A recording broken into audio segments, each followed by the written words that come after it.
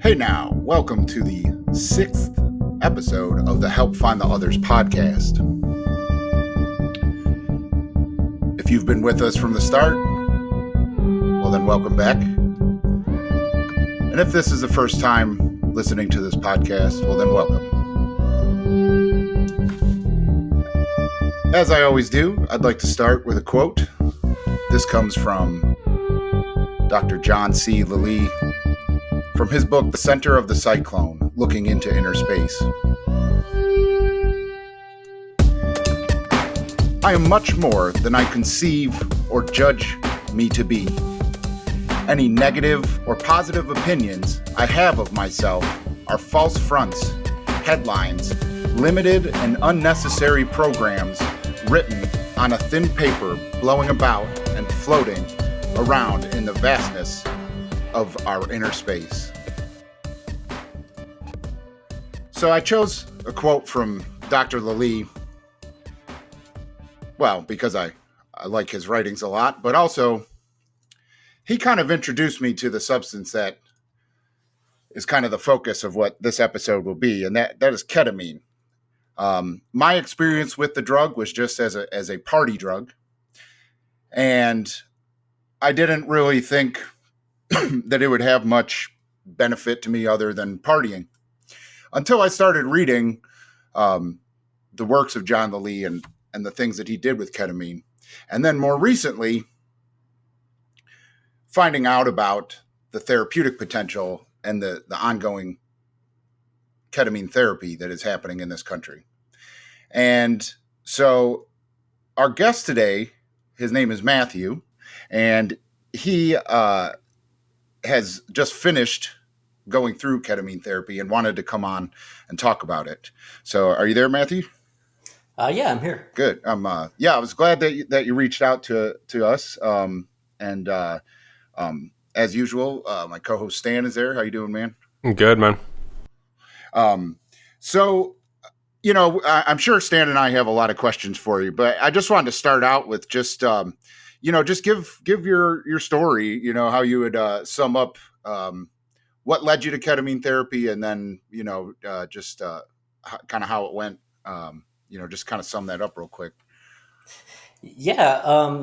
So I guess just briefly, the last 6 months have been, I've been kind of dealing with, I guess what I'm kind of coming to realize now were sort of reactions that I was having to some of the slow acting antidepressants that had been prescribed to me. And I don't want to turn this into something like that. I'm against any of these traditional antidepressants. I'm still on some of them, and they've definitely had benefits for me. But I did have a really an awful experience with one of them in particular, which kind of led to me reaching out to the ketamine center just because of the amount of negative thinking and sort of I shouldn't say sort of, it was, just suicide ideation. It was kind of interesting to go through this because they had originally started me on this antidepressant because I had started another one before that and noticed that I was having a hard time, ironically enough, connecting to people, connecting to my family, and it was really important in my work that I kind of have to connect and empathize with people. And there was something not right there that wasn't triggering the way it was before. So I reached out to a physician and kind of told her what was going on. And she put me on a pretty normal antidepressant when you get told these sorts of things.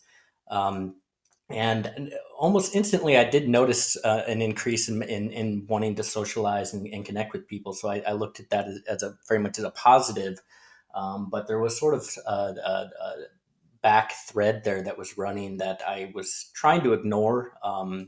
Yeah, and that was sort of, this sort of dark pull to it wasn't always suicide, but I think that's probably what I should lead with and open with, because there very much was a lot of, um, my whole life, I think I've always kind of dealt with that. I can think back as early as being 7 years old and saying something to my dad to the effect that, I wanted to kill myself, which, thinking back on all of that now, I'm realizing now that I was depressed my whole life. I did go in and out of, um, what I recognize now as sort of natural disassociative states. And it's sort of have been really eye opening as far as the way that that's had an impact on my life.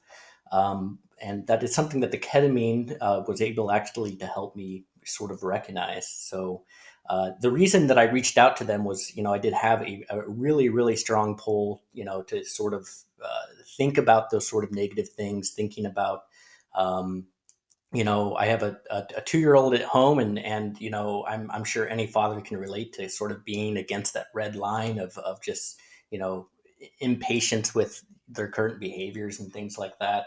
I felt myself at that line constantly, and things like that. So it was a very troubling experience for me because I wasn't normally, I felt in control of those sort of things, even though they're always there before.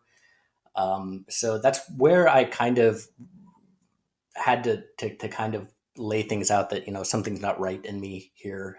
It must be related to these medicines. But when I went back to the physician and told her about it finally, the first thing that she did was kick me off it, which was a relief, because I think in my head I was thinking that she was going to just force me to go through it. And I think again that's probably some of the depression, and I kind of want to talk about some of that a little bit, because I just know so many people kind of can probably relate to these sorts of experiences with changing medicines and becoming maybe more suicidal, or thinking things that you shouldn't be thinking. And I think it really is something that isn't talked about enough, as far as those that sort of pull to those sort of thoughts and things like that.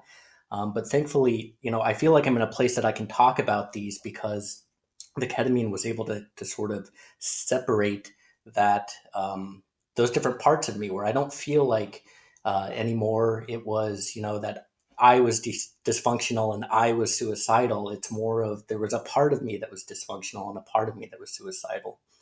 Um, so I mean that's kind of how I got to that. It was just kind of a sort of chaos with sort of whether or not I need to be being a man and dealing with this, or if I needed help. So the second thing that the physician did is she just wrote down the name and number of a ketamine facility here. Yeah, I think kind of like Ruben, I knew of ketamine as far as it being a party drug. It wasn't something that I had ever personally done. I knew it as maybe kind of a horse tranquilizer or a date rape kind of drug. But I knew also that people were using it for psychedelic experiences, which is something that that's something that I have a lot of experience with. But it was more of the not disassociating kind of thing. So I was never into robo tripping or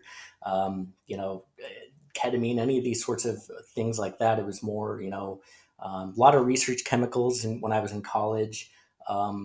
Of that were kind of mimicking what psychedelic mushrooms and things like that will do to you. So that's kind of where my experience was with drugs before that, and I've always been a really interested in this topic, just because immediately the first time I ever did any of these drugs, I think it was 2CI when I was in high school or college. I was definitely in college at that point. It was for the first time I felt like. I was really able to connect this emotional part of me to, I guess, this logical part that wasn't there before. There was some sort of bridge that was established. And I remember feeling like really surprised at the thoughts that I was having and these experiences where everyone else around me didn't seem so surprised by it. And it made me feel a little insecure about that too, as far as like, well, why am I having these sorts of realizations here and they're not? Like, am I special? Am I different? Are they special? So that's something that I struggled with for years and years and years. Um, and I would go in and out of some of these different psychedelic experiences, sometimes feeling better about myself, sometimes feeling worse. I also used marijuana quite a bit, which I would have that same sort of acute sort of effect on me. I'm talking about all of these experiences now because I think what the ketamine really was able to help do for me is really recognize what a disassociative sort of state is, and what sort of effect that really has on me as an individual.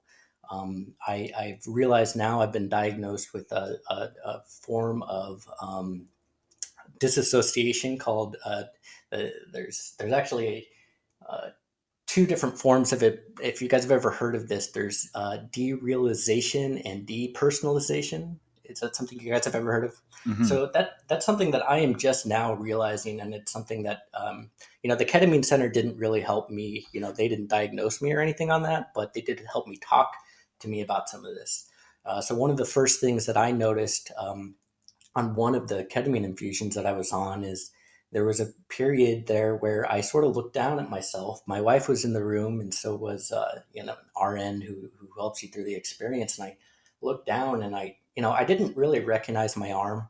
I saw that there was a needle in it. I didn't really feel it. I wasn't really sure. This wasn't like a scary feeling either. And I just kind of thought about that. I know that when some people go through these experiences on ketamine, they get really panicked. Sometimes they feel like they're dying and things like that. And I felt really at peace with it. And I turned to my wife and I said, I think I'm comfortable with what the ketamine's doing to me because this is something that I've always done. Like this is a natural state for me. Um, and it wasn't until then that I actually realized what was going on all those times with all of the different drugs that I was doing, and also all the different natural triggers that were happening. I mean, just to kind of tell my whole story, not to give away too much, but, I do have issues with complex post traumatic stress disorder, which is basically just a fancy way of saying I had long exposure to a lot of verbal and physical abuse when I was a kid, which is how I got into these sorts of periods of the depersonalization as well as the derealization that I was doing naturally throughout my childhood. Got really bad when I was in high school. And then again in college, that's where I learned to kind of go in and out of it. And um, it was kind of looking back on that whole period of time. I always knew there was something to the psychedelics, but it's kind of interesting that I was able to finally find this in a clinical setting that was able actually to help me get to a place where I could recognize what's happening to me as an individual, what's happening inside my mind, and sort of tap into some of that biofeedback that has been missing all of these years. Um, Yeah. and if you guys have any questions, I know I'm kind of all over the place on this so far, but as far as the ketamine infusions itself, how it happens technically, or maybe some of my experiences on that, I'd be happy to get into any of that.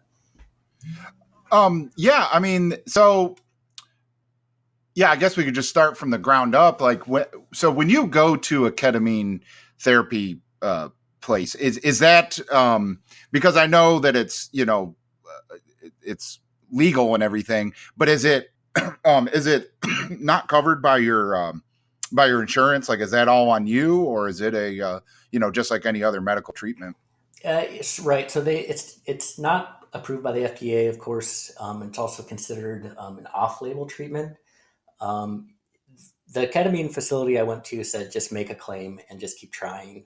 It sounds like they've been able to have, they've been at this for like 8 years or so. So it sounds like they've had some luck. It kind of depends on your insurance, maybe your circumstances, where you are on your insurance.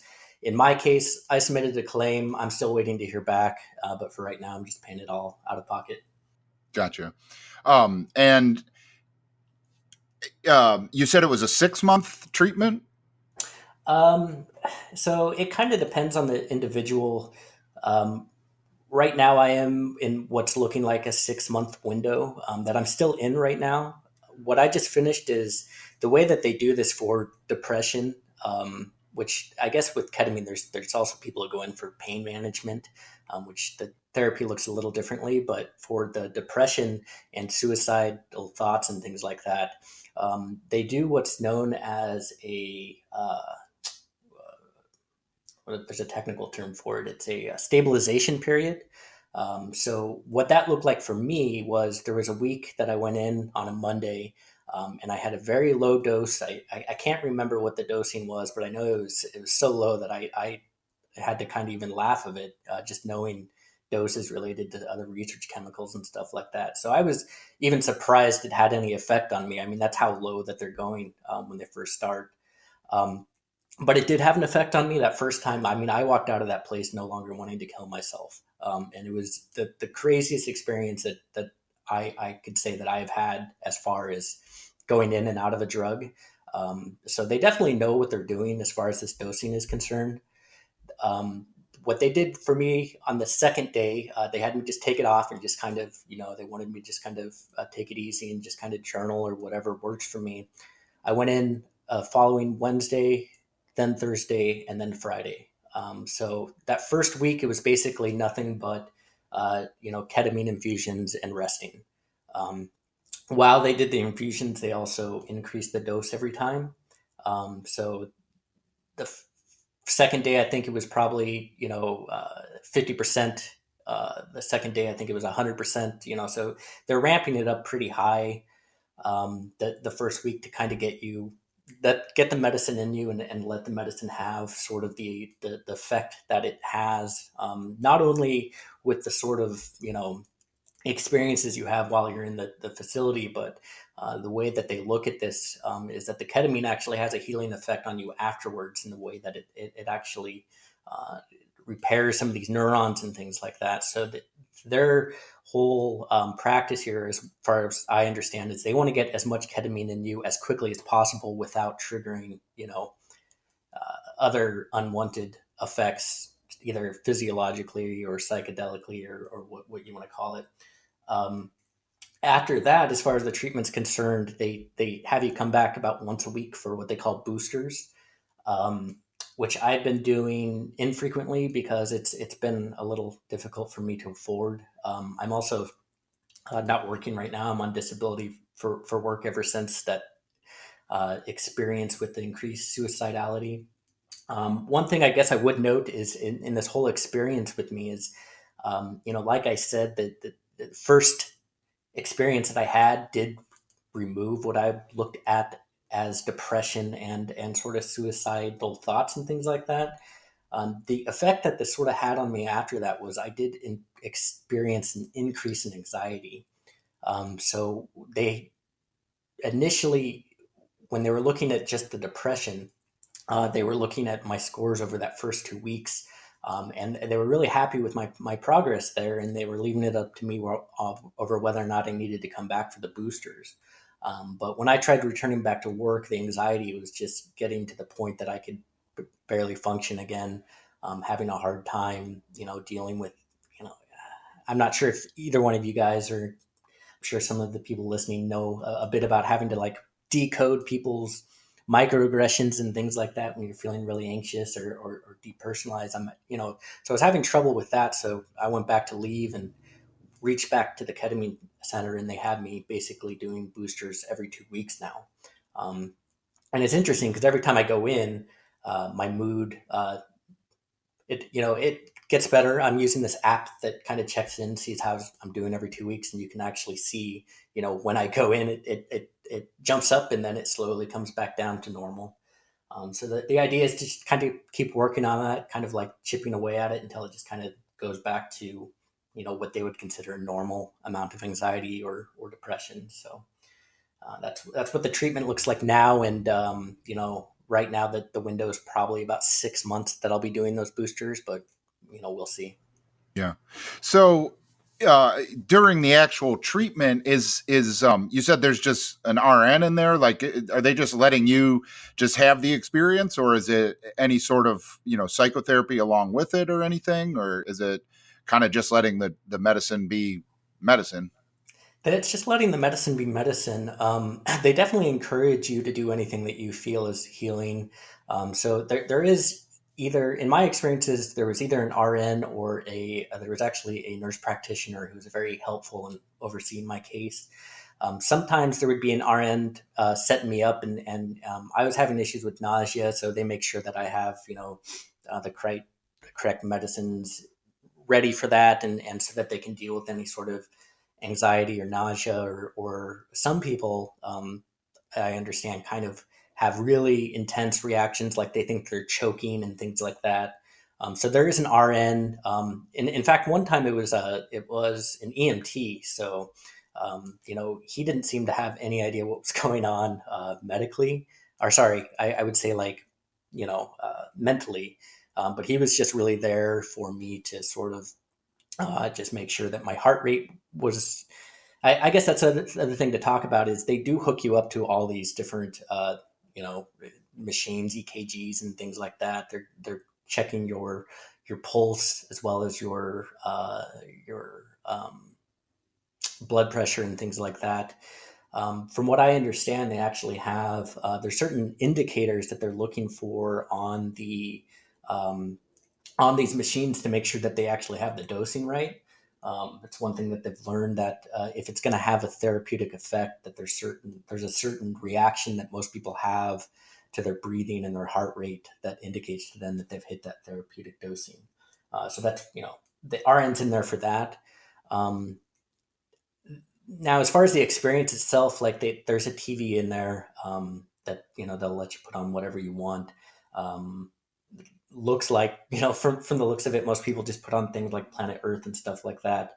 I was more into to sort of my inner headspace there, so I just brought in headphones and was doing a little bit of meditation and listening to music and things like that. So I wasn't talking to them very much, even though they were there to talk. I noticed in the experiences I would have these really intense hallucinations, I guess. There was a couple times I actually went into, what I would call a K hole. And coming out of it, I always want to talk about that. And every time, the people that were in there were very open. And, I did have a heart to heart with one of them. They said that, you know, they're not they're not told one way or another. Whatever happens in that room, it sounds like is what happens, and it's part of your healing. It's part of your treatment.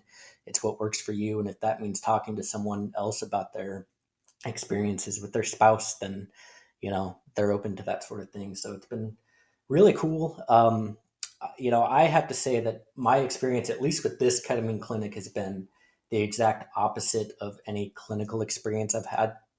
um, from everything from intake to just the way the staff interacts with me, I just definitely felt like I could be myself.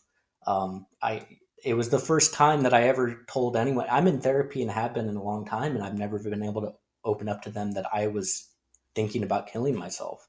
And it wasn't until I was talking to the ketamine intake psychologist that I was able to say yes, I think about this all the time. And that was a really profound experience for me. And I the level of empathy and care that I've gotten from every individual there has just been, I don't get this at the regular doctor. And that's been one of the reasons it's had such a big impact on me. Yeah, it's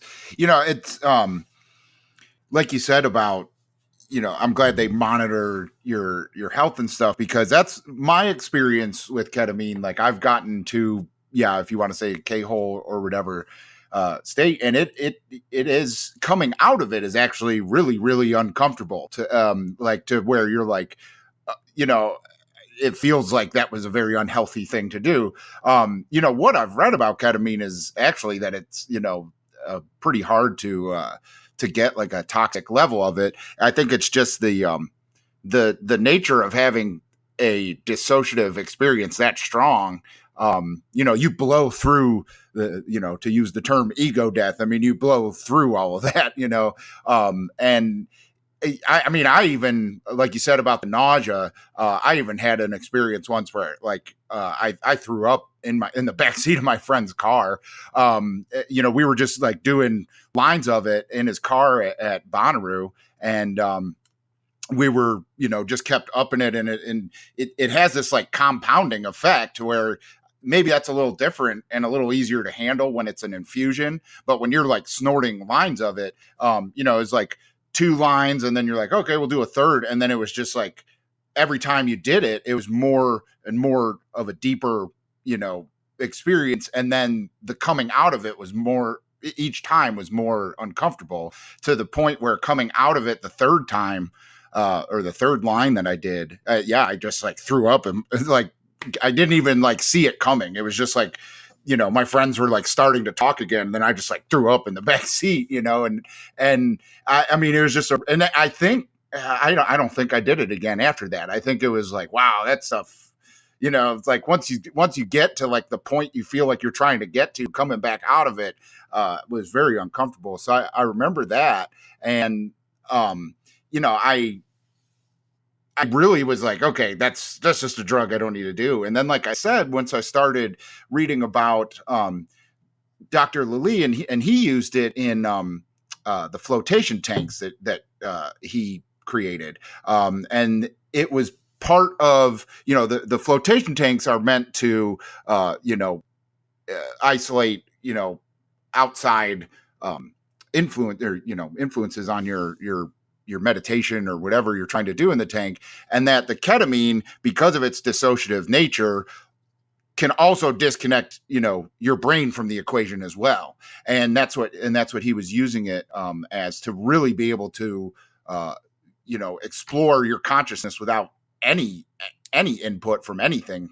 And so I'm wondering what effect that has on depression. Like, what do you think caused the to alleviate your depression symptoms from the experience of ketamine? That's a really good question. I mean, I think the first thing that I noticed when I came out of the ketamine thing, and this is kind of maybe an unusual example, but maybe something people can relate to, is I noticed. So I have a problem checking my phone. Doesn't matter if I'm in the middle of a conversation. I just have that pull of just pulling it out and checking my email or whatever, getting on Facebook. I noticed when I came out of that I still had the option to check my phone, but there was this sort of resilience to notice, like, do I need to check my phone? Is this the choice that I want to make right now? Is this really serving me? I guess is probably the big thing that I started asking myself as soon as I came out of that. So I really think it has to do with, and I don't know what gives you the resiliency, but it does come down to making better choices. And I think that's one thing that the ketamine center that I went to really has you focus on, is just positive things, positivity. Don't check the news during this period. One thing that I've started doing that I'm really amazed with is that I have started meditating every single day since I've done the ketamine infusion. I haven't missed a single day since, which that was something that I toyed around with. I could see the benefit for it, but I could not get myself to do it. I feel like there's probably, because of these new connections, I guess that's the only way that you can really describe it. You were able to make these decisions to empower you. You have the decision to not. Also within your thinking, I guess that's where it really helps. The first time I remember thinking about suicide after ketamine, I had to sort of laugh at it. Like, that's not even an option right now. Like, how is that even?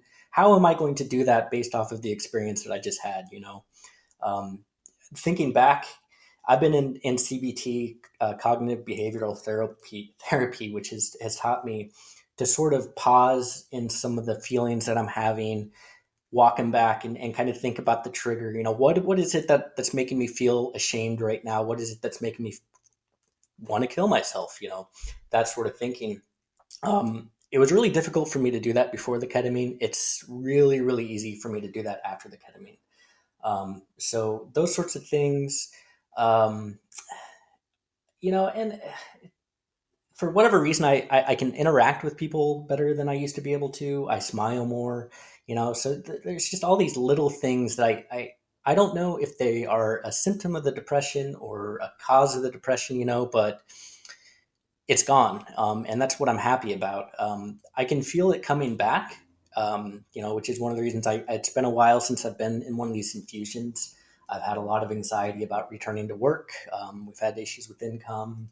Uh, just having a 2 year old in general is can be anxiety inducing. So, I can kind of feel that. I guess what I feel is going on here, at least with my particular brain chemistry.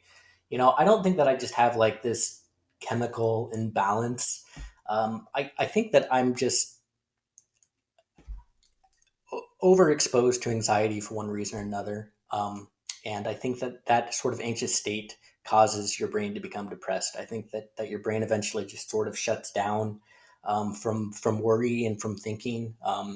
I think that there's probably centers of you, parts of you that are inaccessible, like, for example, being able to go for a run. I don't think the depressed mind can actually access the reward center that it needs to actually go for that run. So even though, all of these connections are a muscle and going for that run every day probably would help that person, I don't think that that person is always in the state of mind that they can do it. The ketamine, for whatever reason, helps you reestablish those connections. And I have definitely noticed that the context of what I think about has a profound impact on my ability to do those sorts of things. Um, I have thought a lot recently about biofeedback. And I think that's one of the reasons that I'm able to meditate. I've also started yoga, um, doing light stretches throughout the day and things like that. And I know that that's all a result of me just recognizing in one of my ketamine experiences that I was not treating my mind and body as one whole organism. So, you know, I think as far as what people can expect and what they experience out of this, I think is totally subjective to the experiences they have in it. Yeah, well, and I think depression is a broad term, or at the very least it's like a spectrum kind of condition, where there's people that obviously, and you seem to have a little bit going on of a chemical imbalance. But then there's so much, like you said, about checking your phone and the news and stuff like that. There's so much anxiety and depression that is caused by society and technology, and how fast everything comes at you. And like you said, having a kid, I've found I was not depressed or anxious at all until I started having kids. And then, then that's about the same time I started going on these, this spiritual quest for spiritual enlightenment in my life, and getting back to psychedelics and stuff like that. Wasn't that I had severe depression, but I just, was like, I don't, I don't look forward to life. Like, I'm just kind of like going through the motions. And psychedelics, kind of reinvigorated like kind of that, the lust for life or whatever, for me. It just kind of takes you out of the mold that society, kind of wants to put you in, and gives you a little bit more individuality. At least it feels like to you, and I think a lot of what you said about uh how ketamine has made you feel less depressed. I've really experienced that with my microdosing of LSD, in that, yes, I'll have a bad day or a bad moment where like I doubt myself, or or whatever. But I have like the motivation to push through it, and that, not that the LSD or the microdose is a magic pill, but that it's just enough of a crutch for me to do the rest of the work, to where like, and I imagine it's the same way with the ketamine therapy. Like, there's probably people that could go, but then they don't put in any work to do yoga or all the stuff that you said you're doing, or they don't have the motivation to go for a run. They don't do that. They just take the drug and they're like, I feel okay, but but it's only right after I do the therapy, that with all these therapeutic uses of psychedelics, like, you still need to put in the work. But I do believe that they give you, the confidence and motivation to do that. Yeah, yeah, and Matthew, what you said about just making healthier or better decisions for yourself, that was like one of the biggest lessons that mushrooms has taught me was, that each decision you make in the day, no matter how big, no matter how small, is another chance to make a better you. And choosing say a salad over fast food, although it doesn't seem like it's a great big deal to you, if you choose the salad, it's a long-term investment towards being healthier. It could go down to as minuscule as a decision as it has to be, but I think that's one of the biggest things that it sounds like it taught you, and it can teach anyone, or psychedelics can really teach anyone, is that um, you know you can get stuck in the routine day to day, and that could be the same decisions over and over again. But until you decide something different and decide something better for you, that's when the real change will occur. And that sounds like something that you learned a little bit. Yeah, and I've learned that in different phases, but in my life, but I would have to say that I've had these experiences outside of ketamine as well. Um, and it's not always with psychedelics, but they definitely help kind of bridge that gap. It's funny when you mentioned the eating. I remember um, being on MDMA by myself a couple of years ago in my kitchen and looking at I had an orange and a bag of Cheetos right next to each other, and I remember looking at them and just kind of just being mind blown that Cheetos even exist to begin with, like, and just not understanding how, when given this option throughout most of my life, I went with the bag of this crap versus, and then I, peeled the orange and it just looked so natural. So like just it belonged, like, it was made of flesh like I was, it just felt like it needed to be in me, and I, that had a really profound impact on my decision making experiences. But unfortunately, that sort of drops away over time. It's one of the nice things about these sort of, and what they always are to me is these like no duh experiences where they seem so profound and impactful to me. But if I turn to someone else and I say, "Hey, you should eat oranges instead of Cheetos," they're gonna be like, "What are you talking about?" You know, of course that's what you need to do. I would say that experience has been, um, I've learned to just not be so, I don't know, ashamed or feel kind of stupid by that moment. Just realizing that, I'm making a new connection here. This is a new realization that may better me, and not feeling so insecure about, my past and where I came from and things like that. So it's really helped me kind of identify, when I say it, I do mean the ketamine experiences recently. It just kind of helped me find what I would call my psychological self, my psychological center, and kind of reconnect to my past. One of the things I think I left out at the beginning of this, one of the things that has really triggered me in the last year or so, is my dad did pass away recently. It came very out of nowhere for us, although we kind of expected it. He never really took really good care of himself. But um, that sort of disconnection, I think, from my family tree, if you guys can understand what I mean by that, it has really made me feel pretty isolated, especially being out here in Seattle, Washington, without any family of my own out here. So that whole experience, really, I think, contributed to the depression as well. But finding myself in that sort of darkness in the ketamine facility was definitely a very um, amazing moment for me. Just like, you're not alone. You're here. Your wife's here. It was definitely helped kind of ease that sort of flight or fight activity that was going on. And I was trying to, do I need to get another job? Do I need to move? Can I not handle living in Seattle? Is it too expensive? All of that is went to rest now, and I'm just kind of happy with where I am in the universe right now.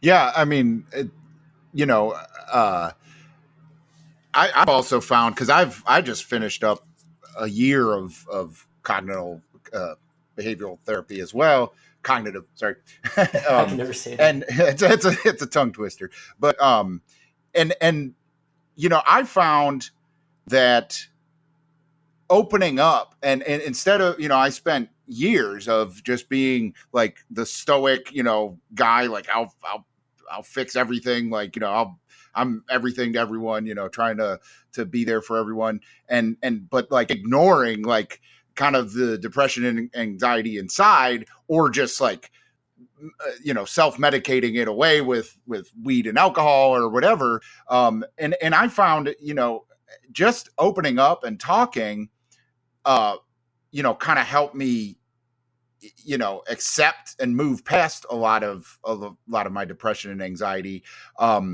I've even found, actually, like, I've started to come to the realization that, like, while I definitely appreciate my therapist, that I don't think it needed to even be anyone there, because I feel like some of the videos I've just made on YouTube, like, have just getting that stuff out and having, just talking and knowing someone else is like reading it or whatever, whether they have positive or negative feedback, like that has had a positive impact on my psychology of just being open and talking about it. And that's why I really love, this podcast and the ability for other people to come on like you and tell their story and be open about it. I think it helps other people listening, but I think it helps you as well to get it out there. Yeah, and I feel really motivated by that too. I mean, that's why I reached out to you. I've been very open about my experiences. I started my own blog, just turning my journal entries into to stuff that other people can read. So yeah, I would say that just talking about all of this has had a huge impact. And again, I don't want to act like ketamine is this huge like miracle cure, but it really helped pull me out of the shell. I started journaling almost immediately when I got home. I'm thankful that when I went down to the ketamine center, I was taking a bus, and I actually was mindful enough to actually write about how I was feeling, because I knew just through my research that this was going to work. And I could feel it, and I took a moment to write that down, talk about the depression, and some sort of that kind of the draw to the darkness, and just kind of, soak in that for a little bit. And then I got home, and I just felt like writing again. And, the difference between the first, uh, you know, entry versus the second is just, you would think that someone would have had 6 months of therapy between the two. So it's all been, very, motivating for me. I know so many people that are affected by this stuff. I don't want to diagnose anyone myself, but it's just, especially with the depersonalization and some of this disassociation and stuff that I've experienced in my life. I see this in a lot of my friends and family and stuff, and it's interesting because I feel like this might be kind of why I connected and relate to these people to begin with, but neither one of us were ever really kind of aware of what we were doing. But it's great that I've gotten to a place that I can talk about it, and it's interesting because I have more people that are actually just reaching out to me. I have, since I started this, there's actually 3 different group chats that I'm in, and if anyone listening to this is in one of those group chats, might be surprised to hear that I'm having the same conversations with other people in different contexts at the same time. People have really kind of turned to me recently to talk about these sort of things. And I don't know. I mean, I guess there was a time there where I probably would have felt really burdened by that, but I don't right now. It feels really healing to have people reach out to me and to talk about these things. Mm-hmm. Yeah, I mean, you're in a space where you're kind of like pioneering the treatment, so it's definitely something that a ton of people want knowledge on. And that's awesome. But you also mentioned before the call that you are into like nootropics, and actually there's doctors in Seattle that are into nootropics. And I was just more so wondering, like, what have you found any specific nootropic or any like batch of nootropics that has helped you along the road after the ketamine, or has it been something that you haven't gone back to? So I would say the biggest one, and this could be anecdotal because I only felt this once, but Are you guys familiar? I can never say it correctly, but there's the acronym is NAC.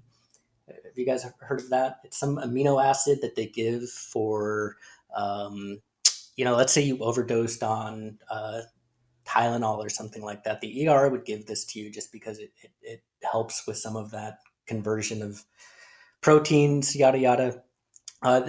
This actually is good for. It actually works on the same glutamate and GABA system that ketamine does.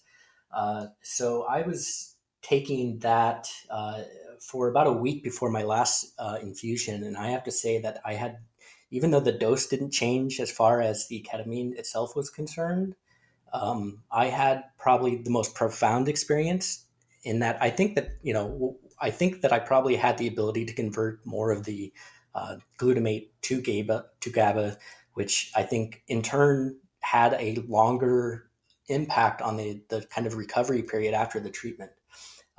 Again, maybe anecdotal, but I have been taking that one. That's one that I started recently, which I take that as well for inflammation. One of the things that I have is I have TMD disorder, which I'm learning is, again, I think this is all related to this whole glutamate and GABA system. I think that's why I clenched my jaw.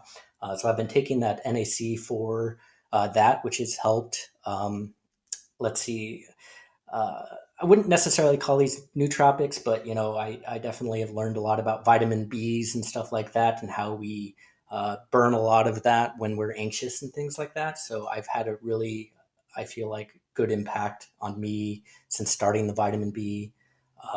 The really biggest one that I've been taking for the longest time, and this didn't come from a doctor, but L-theanine.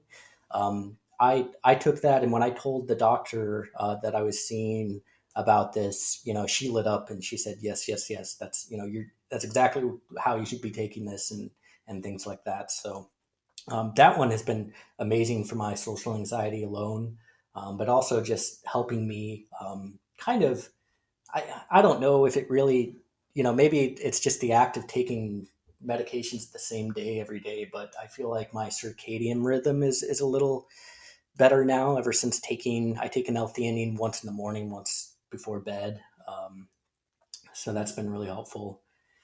Um, as far as some of the, I've experimented in a past life with some of these other um, ones that I really haven't gone back to now, because I am working with doctors and stuff like that, and I don't want to throw in something that's going to have some sort of interaction that they don't approve of. I am still on an SSRI. So in the past, I've taken things like 5-HTP, St. John's wort, which was really good for me. And I remember now going back and thinking about that when I was taking that, I was really into running around the time. And I think that really had a really good impact on my mental health, just because I think that what these SSRIs are doing for me now today is what the exercise and the 5-HTP was doing for me before.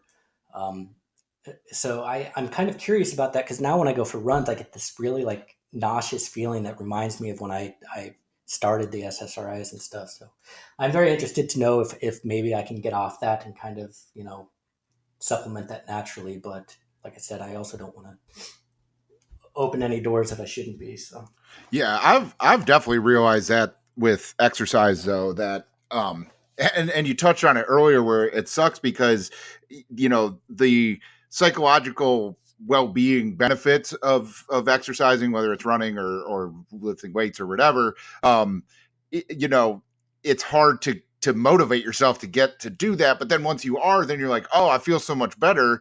And then once, like, I was like, at the start of the year, I was going to the gym every day. And then since this school year started, it's been like I have a lot more stuff on my kids' like schedule. I have less like time to do it. And it's like I find myself not feeling as good as I did at the start of the year. But then at the same time, I'm like, I don't have time. I don't feel like, don't feel like going to the gym when I can go to the gym and stuff like that. And it's like this, this wheel that once you get it rolling, it's really good, but it's hard to get it rolling. But I do think that that's, you know, that's a lot of people's anxiety and depression does come from like sedentary lifestyles, not the whole picture, but I mean, I think that's a part of a lot of people that suffer from from those things is just of, you know, not, you know, what do we do? Like most people, our lifestyle is commute to work and then come home and watch Netflix until you go to bed. You know, that's the average day for most people. And then, you know, is it a surprise that a lot of people have anxiety then? You know, like it's just it's like a whole body holistic view that you have to deal with treating these conditions, I feel like. Well, yeah, and just to get back to the ketamine, I mean, I think that's why it works. And the thing that they opened up with me, and the first thing that they talked about was these neural pathways. And if you go to, so the place that I went, and you know, I'm not affiliated with them or anything, but the place that I went is Ketamine Wellness Center, and they have a lot of really good information on their website as far as why this works for depression and anxiety and PTSD and things like that. And it all comes down to just these neural pathways. And you know, they look at it as habits, you know, are basically, you know, when you boil it down, are just pathways that your brain has developed or underdeveloped for one reason or another. You know, and there's been plenty of research, you know, at least in mice, we know that motivation is controlled by, you know, areas of the brain to participate in, you know, rewarding activities and things like that. So I absolutely, I think that, you know, what the ketamine apparently does is helps those neurons um, nourish and make connections that they couldn't make before. You know, it's kind of hard to describe, but if you're familiar with and you know, I'm not a doctor or anything like that, but or a medical student or anything. But if you're familiar with the anatomy of a neuron and you're familiar with the different, uh, you know, what are they called, dendrites or what have you, that come out. I mean, in a lot of those times in a depressed mind, from what I understand, you know, those are just not reaching out to their neighbors. They're not able to make those connections. The ketamine, what it does specifically is it you know, turns on this activity that stimulates those neurons to the point that they can start talking. And I think that's why you have these new experiences and these new thoughts that you never realized before. It's because there's a physical connection that's happening that wasn't there before. And then they also tell me that, you know, it's not only it's not only happening during that whole like psychedelic experience that you're having or whatever you want to call it. You know, it's also happening um, while the ketamine's still in you. It's got, from what I understand, a decent half life, and as long as your brain has that potential, you know, it can reap that reward, I guess. Yeah. Yeah, I wonder, you know, because that sounds pretty similar to what some research with psilocybin has shown to Exactly. regrow the neurons and stuff like that. And I wonder though, you know, just like there's different prescription antidepressants to handle to handle depression. You know, I wonder if in the future with these new forms of therapy, like if they could, you know, pinpoint what the problem is and be like, oh, ketamine will work better, or no, for you, psilocybin would work better, or no, for this guy, LSD would work. You know, I wonder, like, if there is a difference in the neural pathways that need to be worked on if the different substances work on that. Or is it that also, you know, because there is you know, ketamine isn't a psychedelic, it's more of a dissociative. I wonder if because you've had problems with depersonalization and that, if kind of, you know, like with psilocybin, if you're afraid of something, you're supposed to go towards the fear, like you want to embrace the fear. I wonder if to tackle the problems with depersonalization and disassociative, if you want to like full on embrace it with a dissociative drug. And I wonder if that's why that works in your case. I don't know.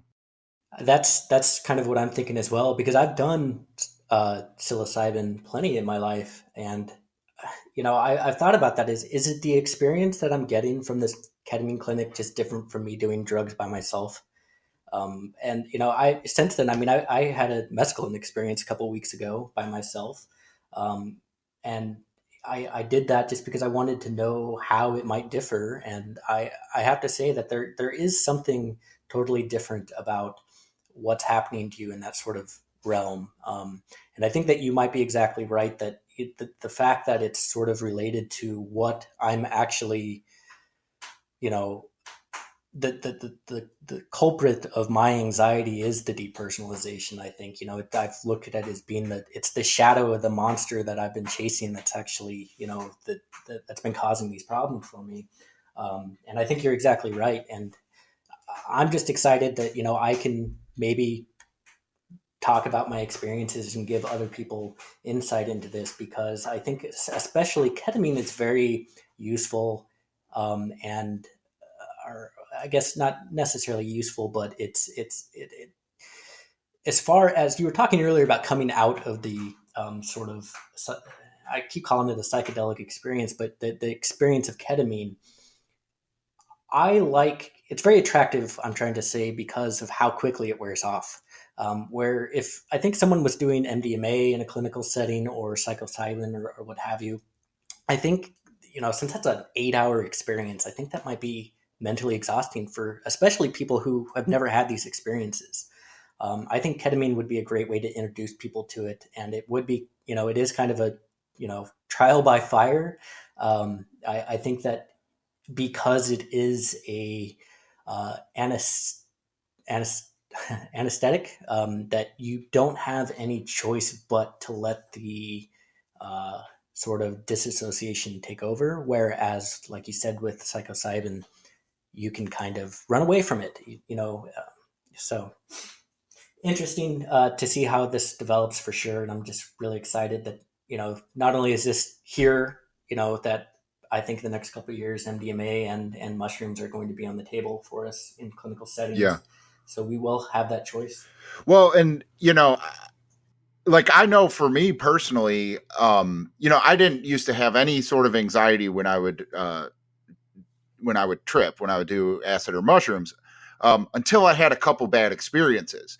And then whenever I would be excited about taking them, but then as soon as I started feeling the effect, I would get a lot of anxiety and not just nervousness of like, oh no, I'm going to have a bad trip, but also like just these random,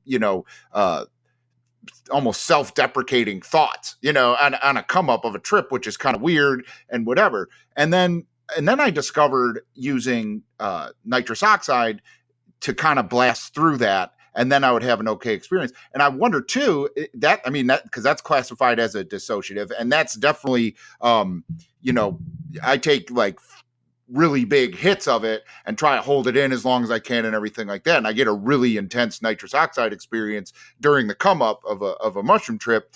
And the experience is very similar to what I had when I would do too much ketamine. But then like, coming out of it, then the anxiety is like gone. And I wonder, what it does to your brain to, that dissociative state, like what does it do? I guess psychologically is something that needs to be kind of researched, I think that's the $1 million question. I don't think that they know yet. No, I know. And I think the only person that was really getting to the heart of the matter was John the Lee. And then, he ended up kind of going a little bonkers and really, stopped being, regarded as highly in the scientific community and just kind of embraced by the counterculture, Timothy Leary kind of scene. And, a lot of his research, didn't really get the respect it deserved, and no one really followed up on a lot of it. But, that is what he was chasing was, how does the dissociative state affect our psychology? And that's the whole reason he created the isolation tanks and all of that stuff. So dissociatives are really interesting to me. I don't know if I would, I don't know if I feel like I need ketamine therapy, or I also don't think that I would do it recreationally ever, but I'm really, excited to hear that it's this therapy available out there. I forgot the other person that I saw on, I think he was on Joe Rogan, but Neil Brennan, the comedian. Have you heard him talk about his ketamine therapy? Yeah. So he came out and I don't know if you know who he is. He was Dave Chappelle's like co-writer for the Chappelle Show. Oh yes. I saw his stand up, right? Yeah, and He had a stand up special. he talked about it Okay. in that too. And I don't know if he was suffering from depression during the time of the Chappelle Show, or it was just the way that like kind of dissolved. If that gave him depression, I'm not really sure. But since in between like coming out and talking about it and the Chappelle Show going away, he had the therapy and speaks very, very highly of it. It's a good Joe Rogan episode. If anyone wants to check that out, he talks about it as well. But it's there's a lot of people that in the psychedelic community that would say like, oh, if you're depressed, you just need to take like a massive dose of this and it'll cure everything. And it's like, I think that's why the therapeutic usages of psychedelics interest me, is like, that doesn't work for everyone, like that, like Yeah. it's like that works for some people and the people that suggest that, and that's great. But there's some people that need it to be, in a medical kind of clinical setting for it to work properly almost. Well, I think that's kind of given me new respect for why some health professionals are worried about people doing some of these research chemicals or ketamine, off the street. Not just because you don't know what you're getting all the time, but I was thinking about it one of the times I was coming up on ketamine, about how, or not coming out of one of those experiences, about how, okay, so if this really does, there's no way that this is just magically fixing what's bad and what's good. Of course, we talked about how it's all about what you put into it.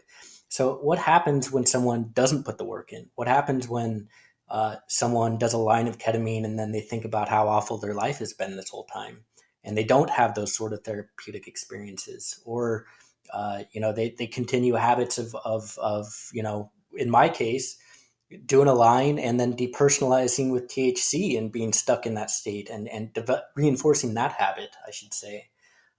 So that made me really think about, if this really is fixing things because it's creating new pathways, you can absolutely destroy things by creating those too. I would venture to say. So it's why I don't want to do this therapy by myself anymore. There was a couple of years ago, I had a pretty chronic case of PTSD because of a traumatic event, where I actually went to therapy. I was doing EMDR therapy with her. In between those sessions, she didn't know this, but I would have a session with her, and then I would come home and immediately take some MDMA and think and write. And thankfully, I had a really good experience from that and resolved a lot of childhood trust issues around infidelity and things like that I'm proud of. But I wouldn't have been able to do that without help from that therapist. And I'd hate anyone to have the impression that you could take this stuff alone in your corner and be able to come out healed.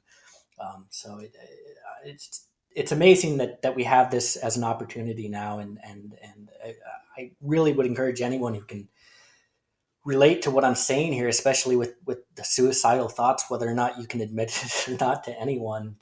If that's a real thing, there might likely be a ketamine center near you. It is, like Ruben said, it's legal. I didn't even need a doctor's referral or anything like that. I just called up a number on a Friday, and next thing I knew, I was in a chair on a Monday. So Yeah.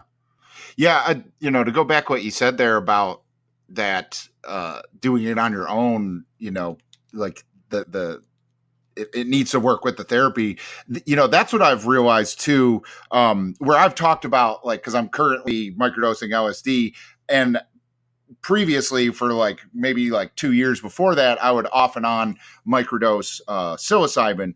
And I've been saying in my videos and podcasts that it's like I'm finding the LSD to work better, but I've started to realize I'm going to therapy though at the same time, and that I've definitely noticed a difference in the benefit of the therapy since I started the microdosing. But I think it's like they go hand in hand, and I'm having a better experience of both. because of doing them at the same time. Much like you, I don't, I'm not open with my therapist about it. But she even noticed, it was like, I think like, she was like looking back through the notes, and like, I think I've been doing the LSD for like a month or month and a half or whatever. She's like, this has been a really good month for you. You've made a lot of progress, and right. My therapist would have the same comments too. Yeah. And I don't know if she ever picked up on it or not, but yeah, there was definitely, she knew something was going on there.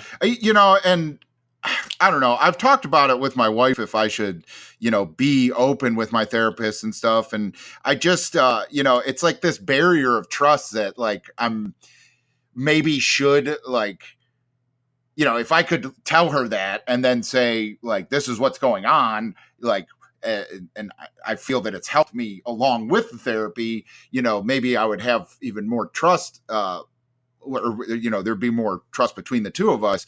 But it's a hard thing to cross, and I'm thinking of, actually, because it's been a year and we have to redo the paperwork and stuff like that. And she's like, I think you've kind of worked through all the problems you originally came in for. I want you to go back and take a month and then like come back with what you want to get out of it going forward. And so I think I am going to come in and just like kind of tell her, be like, listen, this is what's been happening. I've been microdosing LSD. If you want to go forward from here with that, then that's great. If you're not comfortable with that, well, then I appreciate you getting me to this point, and I think that's how I'm going to handle it.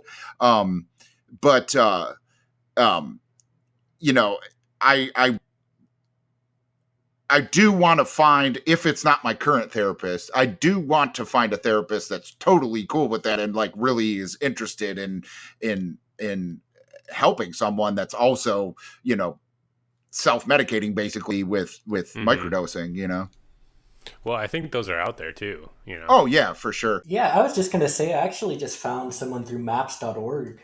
If you get on their website, they actually have, it's kind of buried there, but there is a database that you can find what they call something to do with like psychedelic integration or something like that.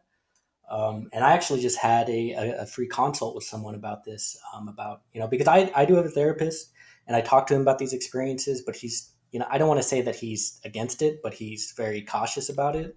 And I need someone to not be cautious about it and just help me integrate it, because I've blown away the door of will this work for me or not? It's working for me, and I'm going to use it. And that's where I'm at too. Unfortunately, the therapist that I go to, I didn't realize it until a couple sessions in, and then I just said fuck it. But it's a like Christian family counseling center, and I'm not Christian nor really religious, so like it's kind of weird. And it's not like she's tried to get me to get Jesus in my life or anything like that. But she had, whenever I've kind of I've mentioned, like I have had problems with drugs and alcohol in my youth and stuff like this. And I've mentioned things like that, and she just kind of brushes over it and doesn't like ever want to like look into that at all or dig into, drugs and alcohol. So like, I don't think she would feel comfortable, but that is one, if I do want to continue with our, client therapist relationship, I think I have gotten to the point where I do need to be open. And if she's not, then I think I will probably try and find one around here that will. Well, that's Matt, what you were saying about how the ketamine therapy, you just didn't even need a prescription or anything like that, no referral, nothing. That just is crazy to me, not in a bad way. It's just, I never even thought that's how that worked. And, for somebody that's going through, like suicidal thoughts or, just anything like that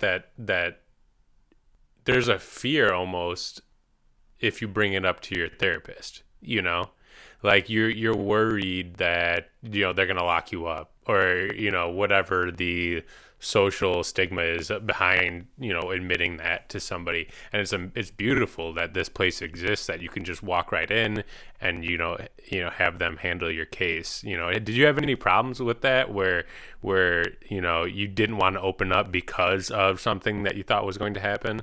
Yeah, absolutely. I'll try to keep this brief, but So I think what I have learned ultimately is that there's a difference between having a plan to kill yourself and just thinking about killing yourself. And I definitely never had a plan. I just always, it was just a thought that I had, which is in one way I felt safe with it. So that's why I felt safe not talking to people about it. Um, and at the same time, it still scared me because I felt sort of out of control.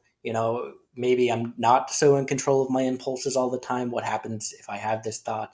So there was that whole little realm of uncertainty that I never wanted to open up to.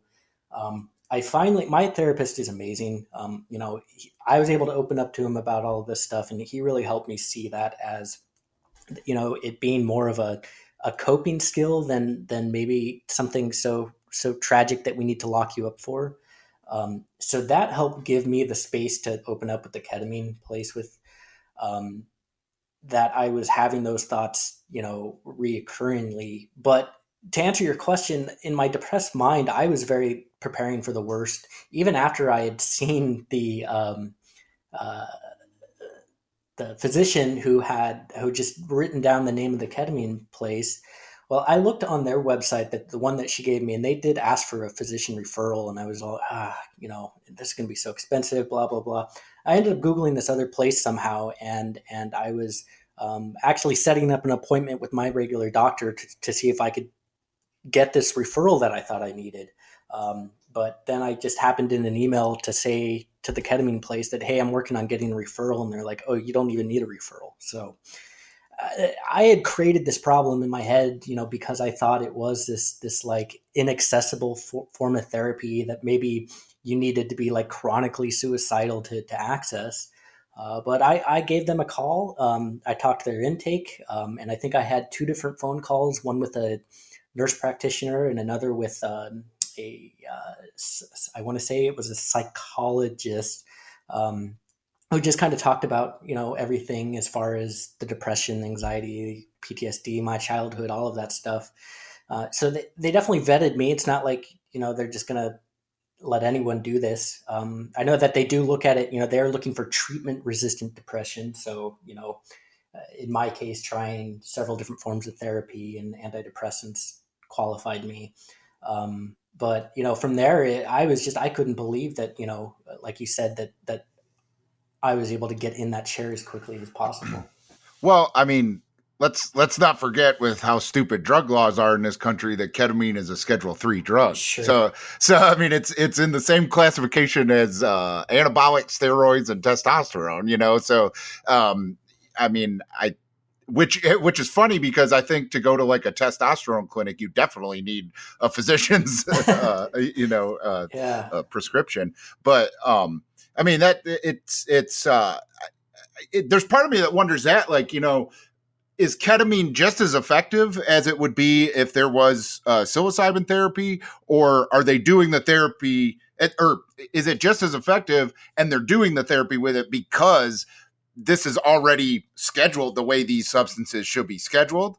And then I wonder if once they reschedule psilocybin, if it will be just as easy, like that. Like, I think that's, a big thought I have is the ketamine therapy setting the model that we'll see in the future with psilocybin and LSD. I hope so.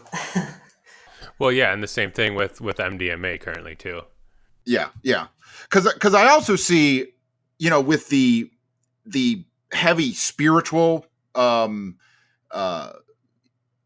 religious undertones that there can be with higher dosages of psilocybin and ayahuasca too as well. If there's a room in the future for the therapy to be set up in not in sitting in a chair in a hospital, in a therapy center, or if it is a more like ritualistic, around a campfire kind of thing, or is this setting the stage, like, this is how therapies work with ketamine, this is how we're going to do it with psilocybin and whatever. I wonder how that's going to be in the future. Yeah, I mean, I think it'll continue to evolve. Well, obviously it'll continue to evolve, but I think what you've always said about bringing it out to nature will be key for those, for like psilocybin and other type drugs that are, very nature focused. Well, and I think that scenario though of the the nature based therapy and stuff like that, I think that tackles a different condition that can still be labeled depression and anxiety, but possibly not like someone that's suicidal, or thinking of suicide. It's more someone that's just like fed up with the world or whatever, I mean, could we possibly nip these like mass shooting incidents in the bud if instead of just having them watched by the the FBI and watch their like social interactions, like if we nip it in the bud and like give them this psilocybin experience and they're like, oh, I don't need to go shoot people. I don't know. I mean, that's a broad generalization, I guess, but it's like, it's a good question though. Like, how do you get those people into the therapy, once this is all available? So well, I mean, most of them are on a bunch of different, Xanax or they go off their meds or they're on antipsychotic. I mean, like if you follow the chain, like the guy in Colorado that shot up the movie theater or whatever, like that dude was a psychology, getting a master's in psychology, but was also in therapy. And his therapist, had made a recommendation that he was a danger to people, like there's a lot of red flags for a lot of these people that are just fed up with society. And I think that's just extreme anxiety at that point. Once you get to that point, it's also a lack of empathy, which is, going back to what you were saying about different drugs having different, I think that alone is something that these drugs can help people connect to. I mean, could you imagine giving Donald Trump MDMA? Yeah. I mean, I've often joked about it. Obviously, I don't think it should happen, but the CIA, when they discovered LSD, were trying to find a way to weaponize it, and I've often said, I was like, well, they should. Why not try bombs of LSD before you blow everyone up? Like, what's the worst that happens? You still have to blow them up, like what would that entail of trying to change everyone's mind instead of just killing everyone? Like. Maybe the CIA was onto something. Yeah, you'd have a bunch of psychonauts trying to find the next bombing location. Yeah. But yeah, well, unless you got anything else to say, man, we can start wrapping it up. I mean, it's been awesome talking to you. Yeah, no, I think that's about it. I'd be happy to do this again too, even maybe in 6 months, check in on how I'm doing. Yeah, that'd be still cool. Doing the therapy, and hopefully there's even better news around this entire topic by then. So, nothing else to add other than, I'm just glad you guys did this and keep doing it. There's more people like me out there that don't even know it. And I'm just hopeful for the future because of all these therapies. So it's really great experience for everyone, I think. Yeah. And, if, we can, link to your blog when we post the video and stuff absolutely. Too, man. Cause, that's, you did some really good writing there, and it's cool. Yeah. I think people. Yeah, I'll be doing more stuff on there. I need to put a little more attention to it, but yeah, feel free to put that up there. And if you need me to do anything from there, promote you guys. If you've got any newsletters or anything like that, I can forward around. Let me know. Yeah, great, man. All right, thanks, guys. Cool. So yeah, if anyone else out there has had any sort of alternative therapies like this and they want to talk about it, definitely reach out to us. Help find the others at protonmail.com. And if anyone heard our last episode, we had a call-in person call in the number anonymously and had a question. If anyone wants to call that number, Stahn, what's the number again? It is 567-233-1335, and feel free to leave voicemail or text us. Both are totally acceptable. Yeah, that was really cool having the call last time. It helped direct the conversation. So if people just have a question or a topic they want us to talk about, that's awesome. Please use that option. And until next time, we'll see you.